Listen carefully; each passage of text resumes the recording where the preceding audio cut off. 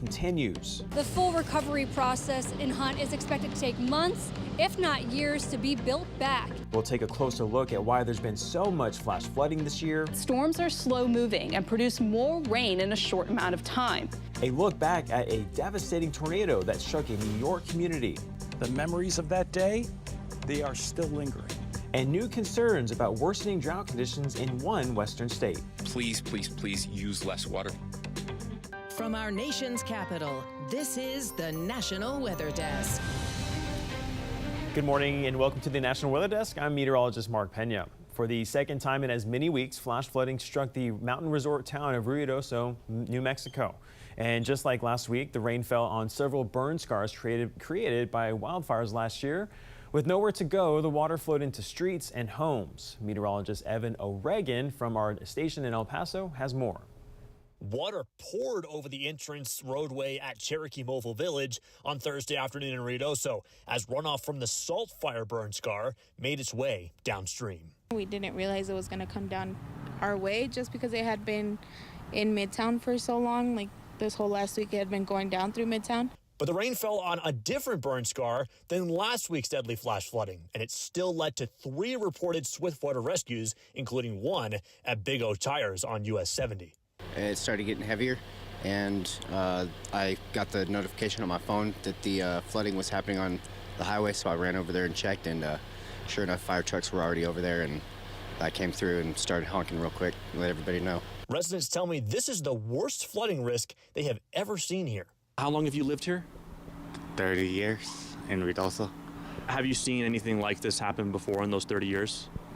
Not. And they are worried about future flooding risks. It's going to happen again, and last time we had casualties, and unfortunately, unless we can figure out a real battle plan, we're going to have more. And a lot of people are scared to come into Ruidoso now. They're scared to be tourists here, and because they don't want to be wandering around with not knowing if they're going to go home or not. And for us that we live here, it's hard to know if we're going to have a home to come to. Now, there was also flooding overnight in central Ohio. While there are no injuries, the water is causing a big mess. An estimated 6 inches fell last night on Buckeye Lake. That's about 30 miles east of Columbus, Ohio. Kate Seifert is there this morning to show us the aftermath. Now we're back on the back part of this neighborhood and take a look.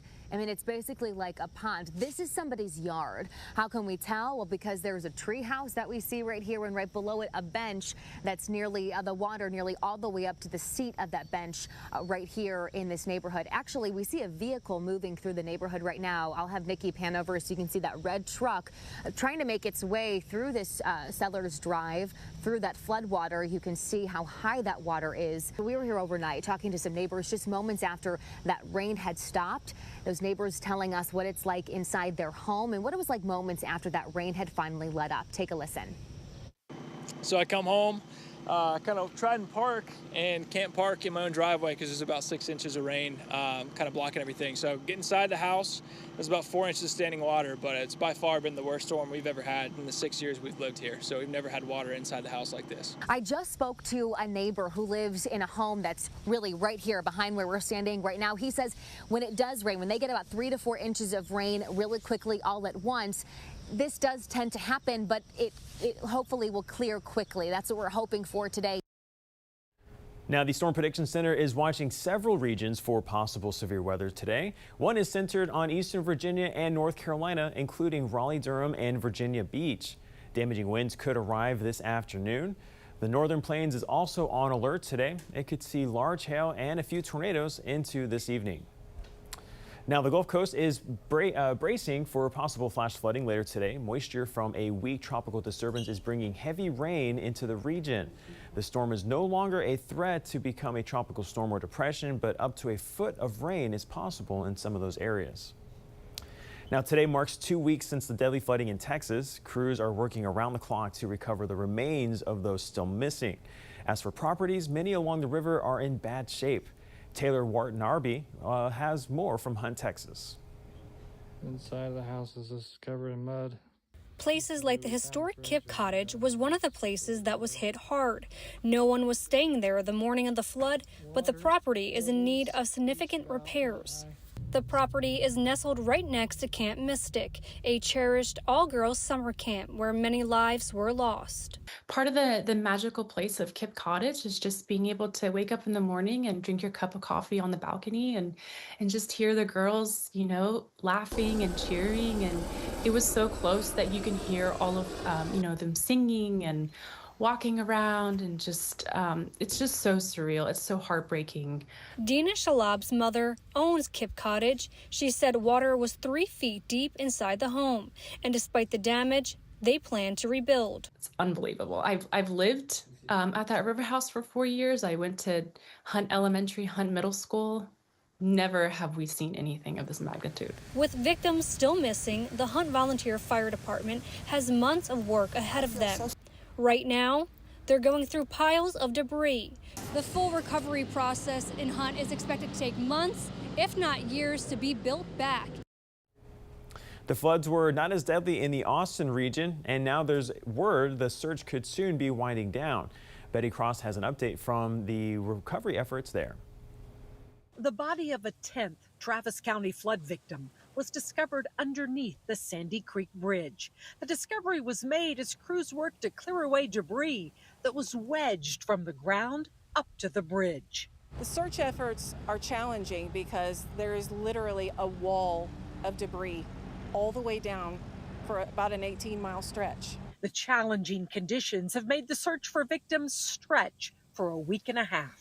There was so much debris underneath it, it took time to painstakingly pull it off. Search crews, cadaver dogs, and debris removal teams have worked together to find Travis County's 10 missing flood victims. The number of people we have missing is starting to match the number of bodies that have been recovered. They haven't all been positively identified yet, but there is strong potential that we may have recovered all of the missing people reported in Travis County. Of the 10 bodies recovered in Travis County, 7 have been positively identified. That progress wouldn't have been possible without the help of hundreds of volunteers. Cajun Navy 2016 and Houston's Gallery Furniture Team brought in loaders to make searches more manageable. And we're trying to clear the paths of these creeks so your first responders and your search teams can get through them, because some of it's just not manageable at all. The discovery of the 10th and possibly last body in Travis County brings some relief to the volunteer teams that have been here from the first days of the search and rescue. There's probably been 3 people recovered that I know of right here. Now, drought conditions continue to improve in Central Texas. This map from the U.S. Drought Monitor was released yesterday. Pay attention to Central Texas as we dissolve to the map from 2 weeks ago, from before the floods and the rain this week. The difference is dramatic. We also see better conditions in Florida, but a worsening drought in the Pacific Northwest. And the situation is also getting worse in Utah. All of the state is under moderate or severe drought. Reservoir levels are down 10% since the beginning of June. The governor says that drop is about 5 times more than normal. That's why he's calling on everyone to start using less water. It's quickly eroding, and we just encourage people to please use less water. It's okay to have yellow lawns this year. We give you permission not to keep them up and keep them green. Right now, Utah's reservoirs stand at 77% capacity. In Central Oregon, firefighters are still battling the Cram wildfire. It's still growing amid hot, dry, and windy conditions. The fire now stands at more than 77,000 acres and is 0% contained. More than 500 homes and 600 other structures are under threat, which is why evacuation orders are still in place. There's also a red flag warning in place through the end of the day. For all the latest weather news and video, be sure to follow us on social media. We also post content from our team of meteorologists across the country. You can find us on all of your favorite social media platforms. Just search the National Weather Desk. And coming up on the National Weather Desk, we'll take you to a one-of-a-kind research facility in South Carolina that's working to make homes more hail resistant. And July has been a particularly busy month for flash flooding. We'll show you why.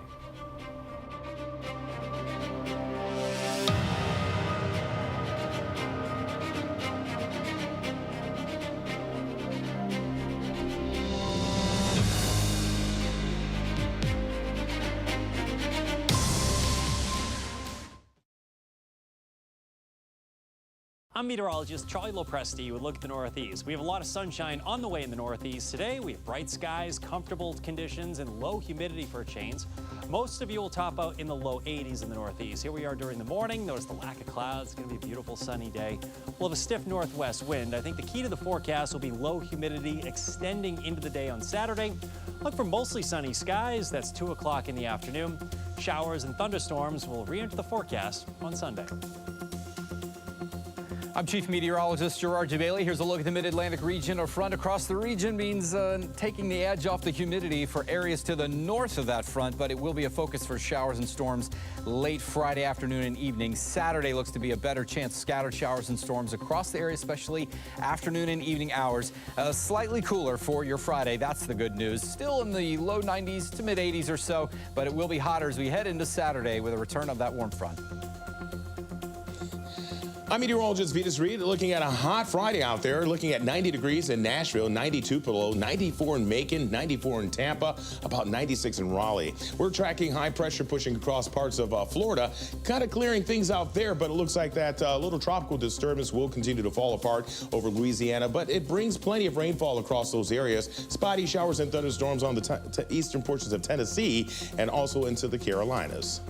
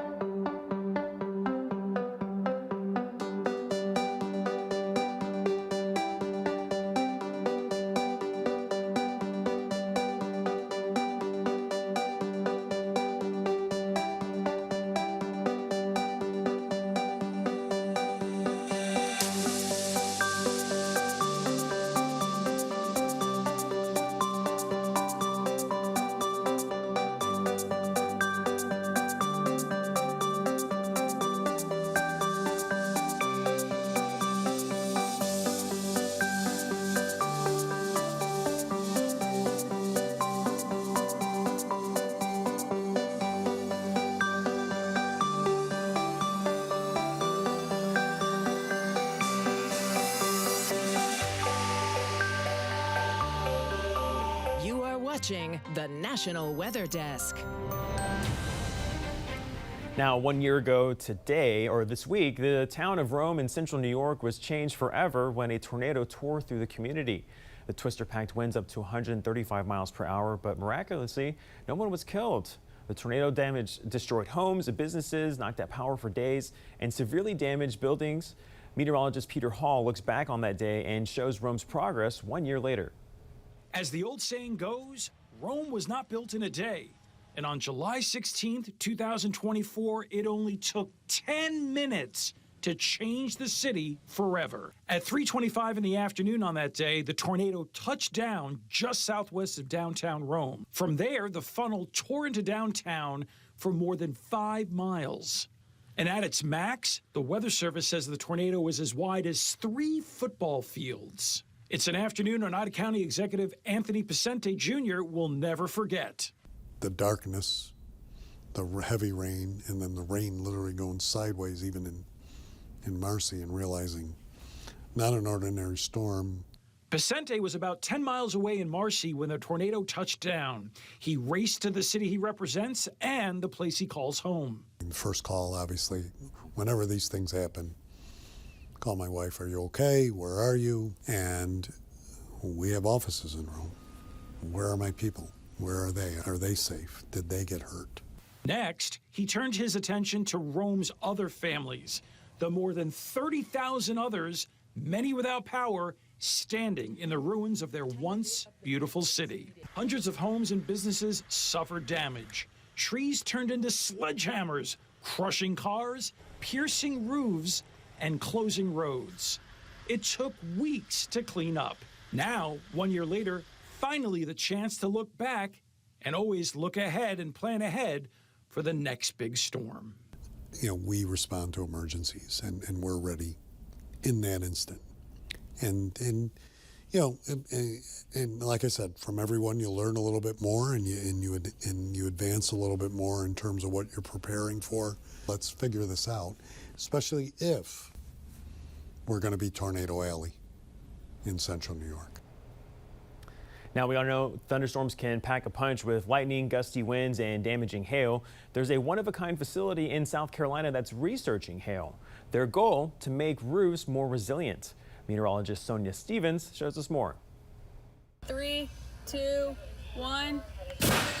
This is the hail cannon in the hail lab at the Insurance Institute for Business and Home Safety, or IBHS. They shoot hail at roofs. But where do they get it? They make it themselves right in the lab. Natural hailstones, they go through wet growth and dry growth, so they have different densities and things like that. The goal is to make it as realistic as possible. Some ice is hard, some is soft. This kind of detail is important in the testing process. Center does test do a poor job of figuring out whether or not a shingle product is good and is going to hold up on your roof. IBHS has their own impact shingle rating using their own intricate testing. We've discovered that the hailstones cause different types of damage, so dents and ridges, tears, and then granule loss. And the research doesn't just take place in the lab. They also get out in the field collecting different types of hailstones. And they use a cool instrument called an impact astrometer. Put a bunch of them down a road and let the storm come in and then go back and pick them up. So we just finished Ice Chip, the big hail field projects that involve not only IBHS but 18 other organizations to collect as much data as possible on hailstorms. All working together to not only learn more about these large chunks of ice, but also to protect your home. Having the impact rated shingles can allow your shingles and your roof to withstand that 1 to 2 inch range. So maybe instead of hailing and immediately replacing your roof, maybe it hails and your roof makes it through 1 or 2 storms before you have to do a roof replacement. Saving you money and time at the end of the day. Now, July has been a particularly busy month for flash flooding across the country. Meteorologist Jennifer Collins explains why it's happening so often. The United States has experienced multiple flood events this summer, bringing flash flooding into the spotlight.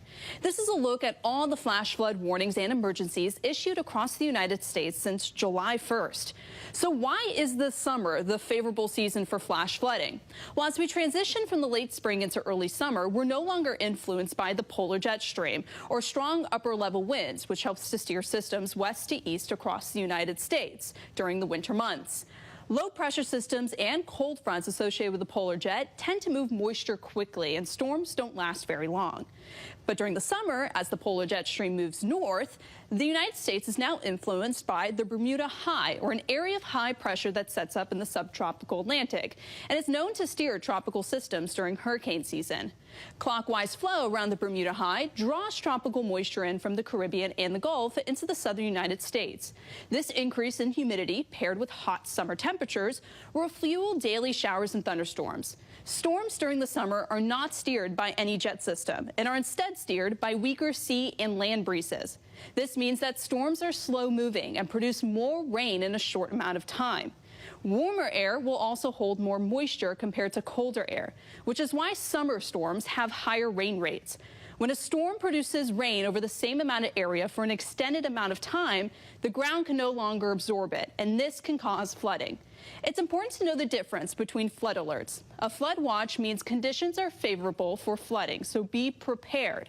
A flood advisory means flooding's not expected to be bad enough to issue a warning, but it may cause significant inconvenience. A flood warning, it means flooding is happening or about to happen, so you should take action. And a flash flood is a sudden rush of water after a heavy rain event or a dam break, and at this point you need to seek higher ground immediately. Avoid floodwaters and never drive or walk through flooded areas, as even a small amount of water can sweep you away. If you encounter floodwater, turn around, don't drown, and seek a different path. Summertime is beach season, and that means the risk of a shark encounter. This week's episode of our podcast, Off the Radar, is all about sharks. Here's a preview of the episode.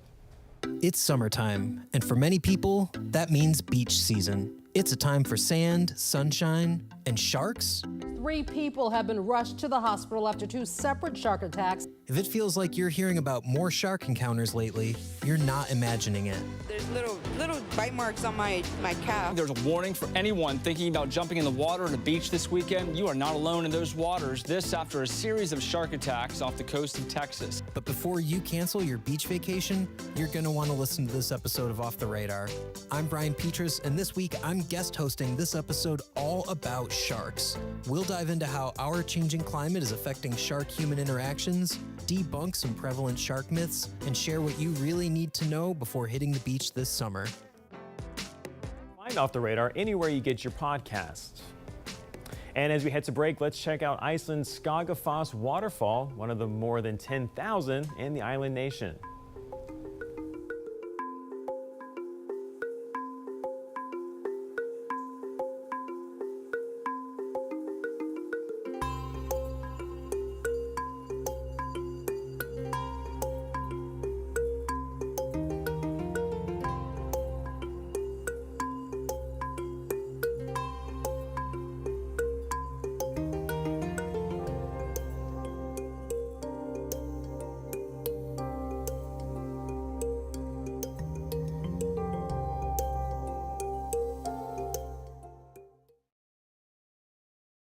Well, a very good Friday morning, everyone. I'm meteorologist Andrew Michael. We've got some scattered rain across the Midwest for today, and as we head into your weekend here, we're going to watch that rain kind of work its way a little bit closer to the Great Lakes, with a lot of the Ohio Valley getting rain on Saturday. By the time that we get to your Sunday, still some scattered showers and thunderstorms across the area, with 90s to the south, 80s for central Midwest, and some 70s to the north.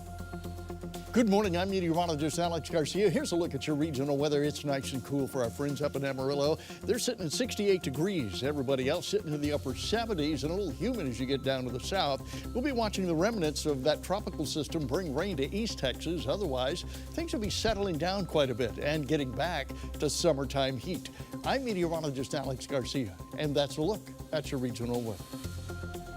Well, hi there, everybody, and a good Friday morning to you. I'm meteorologist Shannon O'Donnell. Out west, we still have a lot of fog right near the ocean beaches. It's been a no-sky July sort of summer right for downtown San Francisco and the Golden Gate. Just 64 degrees there today versus 80s, 90s, and triple digits as you move away from the water. 106 in Phoenix actually isn't too shabby. 92 in Spokane, where we are into some serious drought in parts of Washington. A few thunderstorms back, booming over the Four Corners later today.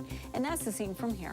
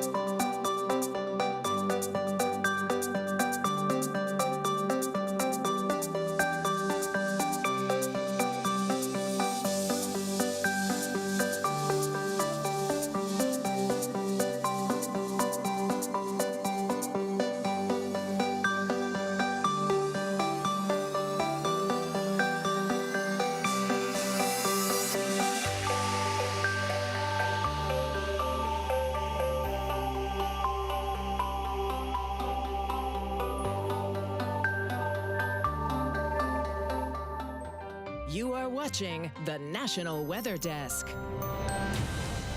Now, Utah has a unique flooding danger during its monsoon season. Meteorologist Lindsay Storrs took to Instagram to explain. Every summer around this time, monsoon season gets underway. That's when we start to see daily rounds of pop-up showers and thunderstorms as some tropical moisture sneaks into the state. Now, due to our topography, monsoon season can be very dangerous for flash flooding, particularly within slot canyons. The slot canyons of southern Utah are very narrow areas where you've got sandstone cliffs on both sides of you. If one of those monsoon thunderstorms pops up over the slot canyon you're hiking through, or even a mile upstream, the water from that thunderstorm runs right down those slot canyons, causing flooding to happen. And since you've got these vertical walls on both sides of you that can go up hundreds or thousands of feet, you're in a very bad situation if you're caught in a slot canyon during a flash flood.